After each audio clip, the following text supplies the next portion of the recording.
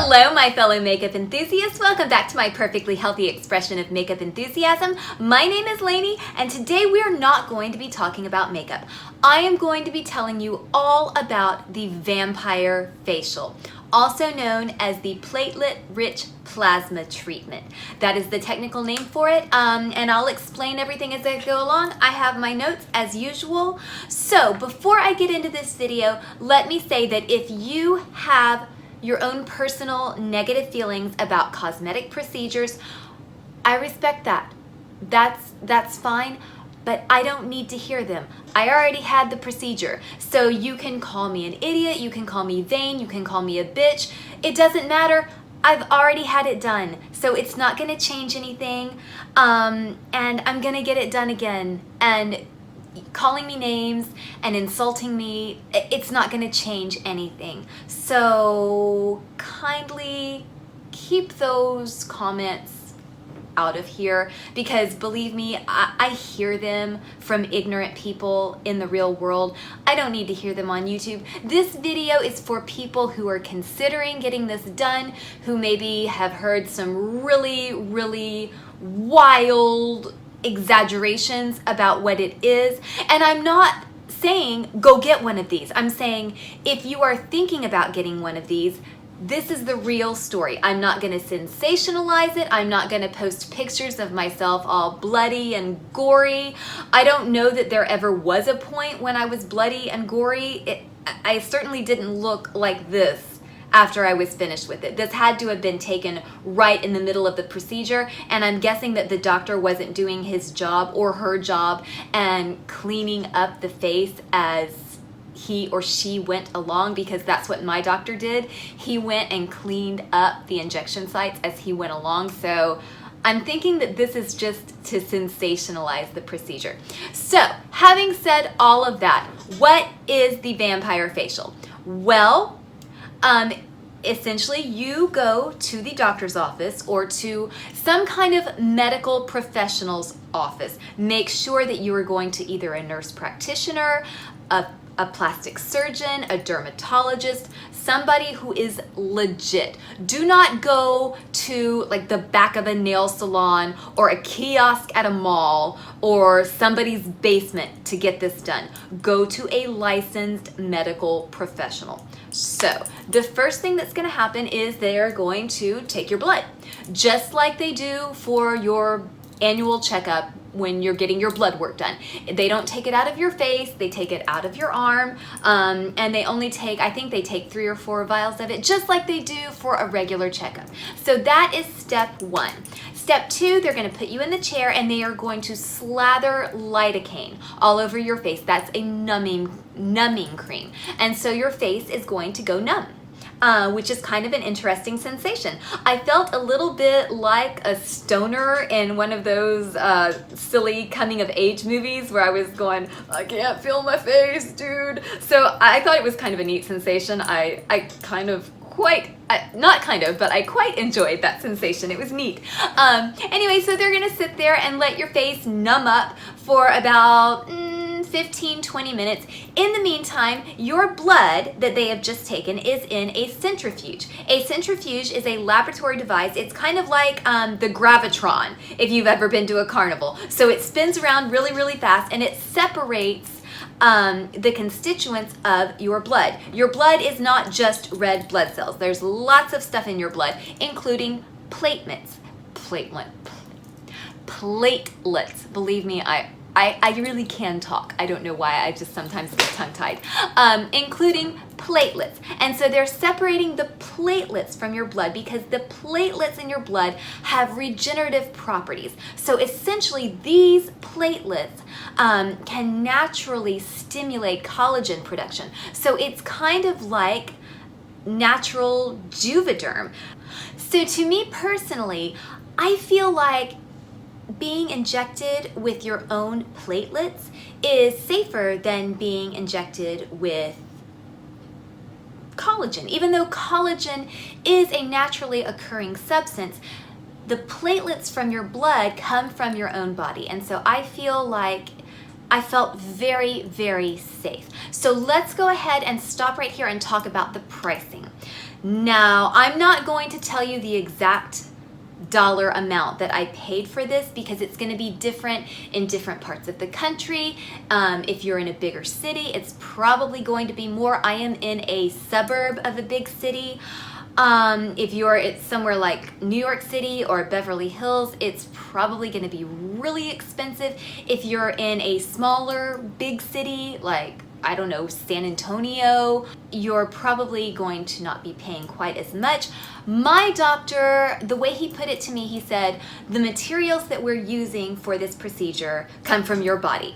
So I'm not going to charge you for your blood. I am only charging you for my time, my expertise, and the use of our equipment. So I kind of, I feel like I got a really good deal on this particular procedure.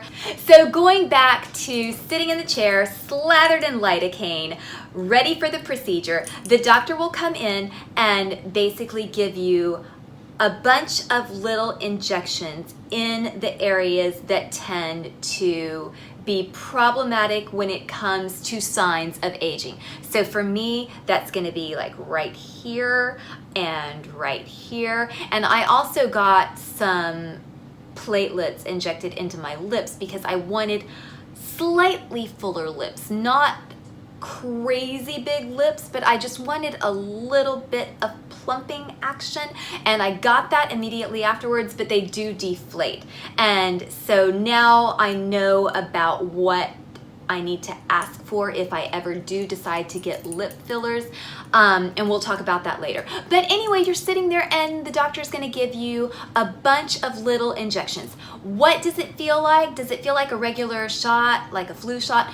No, it feels very different because they're actually injecting a substance under the skin, into the skin. And so it's a unique sensation. It doesn't feel like a regular injection, but it doesn't exactly hurt because, like I said, you are numb, but you do feel it. There's a little bit of pain. Yes, it hurts a little. I'll be honest, it hurts a little. It does not hurt a lot.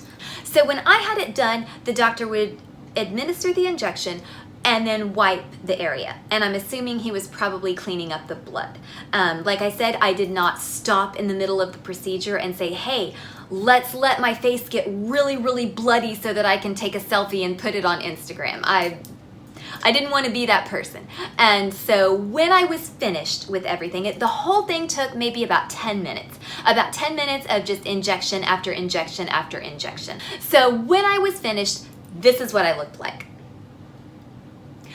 Not horrific, right? But I mean, this is what I see when I look at pictures of people who have just had lip fillers. This wasn't lip filler, but they did put platelets into my lips, and so yeah, not terribly scary. This was me about an hour after the procedure, and I was actually really liking the way my lips looked after they had deflated just a little bit. And now I kind of want to get lip fillers because I feel like my lipstick would go on much more smoothly if my lips were actually just a little bit puffier, but we're holding off on that right now because the effects of the vampire facial develop over time. It's much like Botox in that sense. So you're not going to see an immediate miracle like you do when you get fillers. The lines go away immediately. Your lips plump up immediately. With the vampire facial, it has to develop. So it's been about 5 days since I had it. And so yeah, you know, I've still got some issues like right here. I've still got a little bit of laugh lines going on. And so we'll just have to see if this gets better over time. I don't know. I'll keep you guys posted. So I think I've pretty much covered everything, but let me wrap up by addressing some really funny misconceptions. Some of them are funnier than others. This one isn't really particularly funny, but it's a misconception that I've heard more than once. I have heard people say that they thought that they extracted the blood from your face and then injected it back into your face. No, they take it from your arm, just like regular blood work. So it's not scary. It's not anything like that. The second misconception that's pretty funny is I had somebody say, well, why don't you just cut yourself and then smear blood on your face? Well, that's not it at all. It's not a topical treatment. They do inject platelets into your face. So cutting yourself, or the grossest one I've heard was, why not just get your period? And no, that will not have the same effect at all. And ew, no, that's not what they do at all. They're actually injecting elements of your blood, platelets from your blood into your face. And then finally, I think this was a joke, they said, oh, so you're gonna sparkle? So you're gonna turn into a vampire and you're going to sparkle? No, honey, this ain't Twilight. This is different sort of vampire, totally different context. If I am a little bit sparkly today, it's because I used some glitter. It's not because of the vampire facial. And then last of all, there are some do's and don'ts. Off the top of my head, I remember that about 3 days before and then 3 days afterwards, you are not supposed to ingest anything that could act as a blood thinner, and that is just to minimize the chances of bruising. So don't take aspirin, don't drink caffeine, that was tough for me, don't drink alcohol, I think don't take fish oil, and they'll give you a list. If you decide to do it, they will give you a list of do's and don'ts. Oh, and you can't wear makeup for 2 days. That was tough. I think that was even harder than avoiding coffee, if I'm being honest, because makeup is part of my daily routine. It's very fun for me. But you just don't want to disturb your face. You don't want to touch your face a whole lot. You want to make sure to moisturize. You want to stay out of the sun. You don't want to get hot and sweaty, and you don't want to wear makeup for 2 days. And I think I've covered everything. If you have other more specific questions, leave them down below. I'm a very tiny little YouTube channel, so I read all my comments and I respond to all my comments. So just ask away. If you have any judgments, please, don't come for me, because I'm just trying to be helpful here. But hopefully anybody who's watching it is somebody who's just genuinely interested in the procedure and wants to hear a more realistic take on it. So thank you so very much for stopping by and watching this video. Follow me on Instagram. I will follow you back. I did post some pictures from my vampire facial on Instagram. Throw me a pity like, give me some encouragement to make some more videos. Very special shout out to you if you were watching this video on the toilet. And until next time, stay adorably obsessed with makeup and Botox and cosmetic procedures and all things beauty related.